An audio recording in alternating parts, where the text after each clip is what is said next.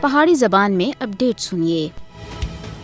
بھارت مقبوضہ جموں کشمیر وچ اپنے قبضے کو اور زیادہ ڈاڈا کرنے دے واسطے اسرائیل دے نقش قدم دے اتے چل رہا ہے۔ مقبوضہ جموں کشمیر دے اتے بھارت دا قبضہ تیزی دے نال اسرائیلی آبادکار نو آبادیاتی طریقوں دے اتے منسلک ہو رہا ہے۔ بھارت اور اسرائیل اپنی قبضے دی حکمت عملیاں کو اور زیادہ مضبوط کرنے دے واسطے ایک دوسرے دے نال تعاون کر رہے ہیں۔ مودی حکومت مقبوضہ جموں کشمیر دی تحریک آزادی کو دبانے دے واسطے نیتنیاہو دے طریقہ کار دی پیروی کر رہی ہے۔ مقبوضہ جموں کشمیر وچ کشمیریاں دی زمیناں اور املاک تے اتے قبضہ اسرائیل دی نقل مکانی اور آبادکاری دے حرباں دی عکاسی کر دی ہے۔ مقبوضہ جموں کشمیر وچ کشمیری عوام کو انہاں دی زمیناں اور جائیداد و املاک تے محروم کرنے دے مودی دے ناپاک منصوبے دا باقاعدہ طور دے اتے حصہ ہے، جس دا آغاز 5 اگست 2019 وچ مقبوضہ جموں کشمیر دی خصوصی حیثیت دی منسوخی دے بعد کیتا گیا سا۔ مقامی کشمیریوں کو انہاں دی زمیناں تے بے دخل کرنا جڑے نسلاں تے انہاں دی ملکیت وچ ہے، مقبوضہ جموں کشمیر کو اپنا نو آبادیاتی بنانے دی طرف ایک بہت بڑا قدم ہے۔ مودی دی طرف تے مقبوضہ جموں کشمیر وچ زمیناں دے اتے قبضے دی مہم دا مقصد مقبوضہ جموں کشمیر دی مسلم اکثریتی شناخت کو ختم کرنا ہے۔ مقبوضہ جموں کشمیر وچ زمیناں تے بے دخلی مہم مودی حکومت دی نو آبادیاتی آبادکار ذہنیت دا حصہ ہے۔ مقبوضہ جموں کشمیر وچ تجاوزات کے خلاف مہم مودی حکومت دا کشمیری عوام دے اتے ظلم کرنے دا ایک اور ہتھیار ہے۔ کشمیر وچ انسداد